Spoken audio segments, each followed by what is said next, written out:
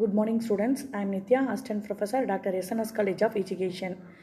நம்ம இன்றைக்கி பார்க்க போகிற டாபிக் என்ன அப்படின்னு பார்த்தீங்கன்னா கண்டமரி இந்தியா அண்ட் எஜுகேஷன் அப்படிங்கிற பேப்பரில் லெவல் ஆஃப் எஜுகேஷன், அதாவது primary, pre primary, secondary, higher education அப்படிங்கிறத பற்றி நம்ம பார்க்க போகிறோம். ஃபஸ்ட்டு நம்ம பார்க்குறது என்ன அப்படின்னு பார்த்தீங்கன்னா தமிழ்நாட்டில் இருக்கக்கூடிய கல்வி நிலைகள் அப்படிங்கிறது என்ன, அதில் என்ன இருக்குது அப்படிங்கிறத அதை பற்றி முழுமையாக நம்ம பார்க்க போகிறோம். சரிங்களா? ஸோ தமிழ்நாட்டில் கல்வி நிலைகளினுடைய ஒரு முழுமையான பார்வை என்னென்ன இருக்குது அப்படிங்கிறத பற்றி நம்ம பார்க்குறோம். சரிங்களா? இப்போ ஃபஸ்ட்டு ஒன் அப்படின்னு பார்த்தீங்கன்னா கல்வி அமைப்பின் அடிப்படை கட்டமைப்பு. இப்போ கல்வி அமைப்பின் அடிப்படை கட்டமைப்பு அப்படின்னு பார்த்தீங்கன்னா என்ன அப்படின்னு சொல்லலாம் அப்படின்னு பார்த்தீங்கன்னா ஃபஸ்ட்டு வந்து எடுத்தோன்னே நம்ம என்ன கல்வி முறைனா பள்ளி கல்வி முறை தான் இல்லைங்களா? அந்த பள்ளி கல்வி முறை வந்து தமிழ்நாட்டில் எப்படி இருக்குது அப்படின்னு பார்த்தீங்கன்னா தமிழ்நாட்டில் வந்து கல்வி முறை வந்து 10+2+3 என்ற முறையாக பின்பற்றி 12 ஆண்டுகள் பள்ளி கல்வி வந்து கொடுத்துட்ருக்காங்க அப்படிங்கிறது தான் தமிழ்நாட்டில் நிலவக்கூடிய பள்ளி கல்வி முறைகள் இல்லைங்களா? இது மாணவர்களுடைய என்னத்தை வளர்ச்சி அடையுது அப்படின்னு பார்த்தீங்கன்னா மாணவர்களுடைய ஆளுமை திறனும் மாணவர்களுடைய கல்வி சூழல், அதாவது மாணவர்களுடைய முழுமையான வளர்ச்சி வந்து இது அமையறதுக்கு அடித்தளமாக அமையுது அப்படின்னு சொல்கிறாங்க. சரிங்களா? இது வந்து என்ன சொல்கிறாங்கன்னா பள்ளி கல்வி அமைப்பு முறைகள் என்னென்ன, மாணவர்களுடைய எந்த வளர்ச்சி இது மேம்படுத்துது அப்படிங்கிறத பற்றி தான் இது சொல்ல வருது. சரிங்களா? இப்போ அடுத்தது அப்படின்னு பார்த்தீங்கன்னா முன்பள்ளி இல்லைங்களா? நம்ம சொல்லுவோம் ஃபஸ்ட்டு எடுத்தோன்னே நம்ம எதுக்கு போவோம், முன்பள்ளி, ஆரம்ப பள்ளி, நடுத்தர பள்ளி மற்றும் உயர்பள்ளி அப்படின்னு நம்ம சொல்லுவோம்.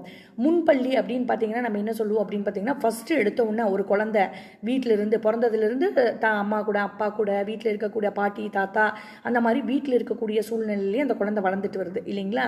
ஸோ அந்த வீட்டு சூழ்நிலையிலிருந்து பள்ளி சூழலுக்குள்ளே ஃபஸ்ட்டு குழந்தை என்ட்ரு ஆகும்போது அதனுடைய வயசு அப்படின்னு பார்த்தீங்கன்னா என்ன அப்படின்னு பார்த்தீங்கன்னா 3லிருந்து 14 வயசு இல்லைங்களா? 3லேருந்து 14 வயசு குழந்தைகளை தான் நம்ம கொண்டு போய் ஃபஸ்ட்டு நம்ம ஸ்கூலில் விடுவோம். பட் இப்போல்லாம் அப்படி இல்லை இல்லைங்களா? நிறையா பேர் எல்லோரும் வேலைக்கு போகிறாங்க, எல்லாம் பண்ணுறாங்க அப்படிங்கிறதுக்காக முதலையே கொண்டு போய் ஸ்கூலில் விட்டுறாங்க. ஒரு வயசு ஆனாலே போதும், 1-1.5 ஆனாலே கொண்டு போய் விட்டு டேக் கேரில் விட்டு போட்டு அவங்க வேலையை பார்க்குறதுக்கு போகிறாங்க. என்னென்னா பார்த்துக்கிறதுக்கு ஆள் இல்லைங்கிற ஒரு சூழ்நிலையினால் கொண்டு போய் விடுறாங்க.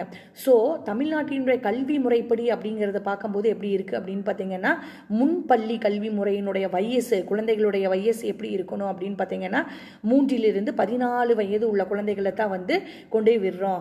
அங்கே எத்தனை வருஷம் விடுவோம் அப்படின்னு பார்த்தீங்கன்னா 2 ஆண்டுகள் அவங்கள கொண்டு போய் பள்ளி கல்வியில் விடுவோம். அவங்க பள்ளி கல்வி வழங்கப்படும் அப்படின்னு சொல்கிறாங்க. அங்கே வந்து என்னென்னா அவங்களுக்கு உண்டான டிசிப்ளின், அதாவது அவங்க உட்காடுறாங்க, எப்படி உட்காரணும், எப்படி ஃப்ரெண்ட்ஸு கூட பழகணும், எப்படி ஷேர் பண்ணணும், தன்னைத்தானே எப்படி வந்து பாதுகாத்துக்கிறது, தன்னுடைய பொருட்களை எப்படி பாதுகாத்துக்கிறது அப்படிங்கிறது. ஏன்னா இத்தனை நாள் குடும்பத்திலேயே இருந்திருப்பாங்க, அம்மா கூட அப்பா கூட பாட்டி கூட அப்படி இருந்துட்டு வந்திருப்பாங்க இல்லைங்களா? ஸோ அதை விட்டு அவங்க தன்னிச்சையாக வந்து செயல்படுறது இந்த ஏஜ் தான். ஸோ 3 to 4 அந்த ஏஜ் தான் வந்து 2 வருஷம் அவங்க முன்பள்ளி கல்வி வந்து அவங்க எப்படி அப்படிங்கிறது தெரிஞ்சுக்கிறாங்க அப்படின்னு சொல்கிறாங்க. சரிங்களா? அதுக்கு அடுத்தது வந்து என்ன சொல்கிறாங்க அப்படின்னு பார்த்தீங்கன்னா இது வந்து எதுக்கு மேம்படுது அப்படின்னு பார்த்தீங்கன்னா இவங்க இதை முடித்து ஒரு ஸ்கூலில் போய் ஜாயின் பண்ணுறாங்க அப்படின்னா ஆரம்ப கல்வியில் போய் ஒரு ஸ்டெப் எடுத்து வைக்கிறாங்க அப்படின்னா ஆரம்ப கல்வியில் அவங்களுடைய கற்றல் திறன்கள் எப்படி இருக்குது, அந்த கற்றல் திறன்களை எப்படி மேம்படுத்தலாம் அப்படிங்கிறது அடித்தரமாக இருக்கக்கூடியதே வந்து எது அப்படின்னு பார்த்தீங்கன்னா இந்த முன்பள்ளி கல்வி அப்படின்னு தான் சொல்கிறாங்க. சரிங்களா? நம்மளுடைய தமிழ்நாட்டினுடைய கல்வி அமைப்பு அப்படிங்கும்போது இந்த மாதிரி தான் இருக்குது. அதுக்கடுத்தது அவங்க அந்த முன்பள்ளி கல்வி முறையை முடித்ததுக்கப்புறம் அவங்க அடி எடுத்து வைக்கக்கூடியது எது அப்படின்னு பார்த்தீங்கன்னா ஆரம்ப கற்றல் தான். சரிங்களா? அந்த ஆரம்ப கல்வியில் போய் அவங்க என்னென்ன லேர்ன் பண்ணுறாங்க, என்ன மாதிரியான திறன்களை அவங்க வளர்த்துக்கிறாங்க, எந்த ஏஜில் போய் அவங்க ஸ்டார்ட் பண்ணுறாங்க, அவங்களுடைய படிப்பை அவங்க அங்கே ஆரம்ப கல்வியில் வந்து எப்போ ஸ்டார்ட் பண்ணுறாங்க அப்படின்னு பார்த்தோம்னா 6லிருந்து 11 வயது உள்ள குழந்தைகள் வந்து 5 வருஷம் ஆரம்ப கல்வியில் அவங்களுடைய பள்ளி படிப்பை வந்து தொடர்றாங்க அப்படின்னு சொல்லலாம். சரிங்களா? அங்கே வந்து 5 வருட காலம் வந்து அவங்களுடைய கல்வி படிப்பு அப்படிங்கிறது ஆரம்ப கல்வியில் தான் தொடருது. இதில் என்னென்ன அவங்களுக்கு சொல்லிக் கொடுக்குறாங்க அப்படின்னு பார்த்தீங்கன்னா இதில் வந்து அவங்களுடைய அடிப்படை வாசிப்பு, அதாவது எப்படி உச்சரிக்கிறது, சரிங்களா, எப்படி வந்து வாசிப்பு திறன்கள் எப்படி வந்து அவங்கள மேம்படுத்துறது, அடுத்தது வந்து எழுதுதல் மற்றும் கணித திறன்களை கற்பிக்கப்படுகிறது அப்படிங்கிறாங்க. ஒரு பென்சிலை பிடிச்சி எப்படி எழுதுறது, அந்த குழந்தை வந்து எப்படி உட்கார்ந்து எழுதுறது, எப்படி படிக்கிறது, எப்படி ஒரு லெட்டரை வந்து வாசிக்கிறது, இப்போ அப்படிங்கிறதெல்லாம் வாசிக்கிறது, சரிங்களா. அப்புறம் வந்து 1 2 3 எழுதுறது, இது எல்லாமே எந்த ஏஜில் கற்றுக்குறாங்க அப்படின்னு பார்த்தீங்கன்னா ஆரம்ப பள்ளியில் அவங்களுடைய 6 to 11 வயசு உள்ள குழந்தைகள் வந்து 5 ஆண்டுகள் ஆரம்ப கல்வியில் வந்து படிக்கிறாங்க அப்படின்னு சொல்கிறாங்க, சரிங்களா. அதுக்கு அடுத்தது இவங்க இந்த ஆரம்ப பள்ளி முடித்தோன்னே எங்கே போகிறாங்க அப்படின்னு பார்த்தீங்கன்னா நடுத்தர பள்ளி மற்றும் உயர் பள்ளிக்கு போகிறாங்க அப்படின்னு சொல்கிறாங்க. இந்த நடுத்தர பள்ளி அப்படிங்கிறது வந்து எது சொல்கிறாங்க அப்படின்னா 11 வயதிலிருந்து 14 வயது வரைக்கும் உள்ள குழந்தைகள் வந்து மாணவர்கள் வந்து அந்த நடுத்தர பள்ளியில் போய் சேர்க்கப்படுறாங்க அப்படின்னு சொல்கிறாங்க, சரிங்களா. இந்த நடுத்தர பள்ளியில் அவங்களுடைய கல்வி அமைப்பு எப்படி இருக்குது அப்படின்னு பார்த்தீங்கன்னா ஆரம்ப கல்வி, அதாவது முன் பள்ளியில் வந்து அவங்க டிசிப்ளினை கற்றுக்கிறாங்க, எப்படி உட்கார்றது, எப்படி ஷேர் பண்ணுறது, எப்படி தன்னுடைய வேலைகளை தானே செய்கிறதுங்கிறத கற்றுக்கிறாங்க.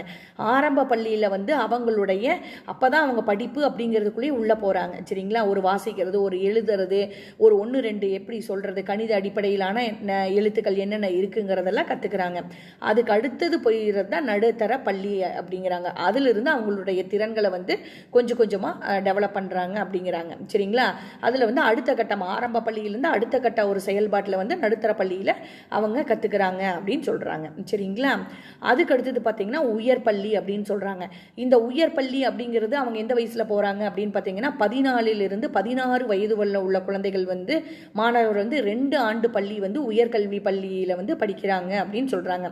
இந்த மாதிரியான கல்வி முறை தான் வழங்கப்பட்டு இருக்கு அப்படிங்கிறாங்க, சரிங்களா.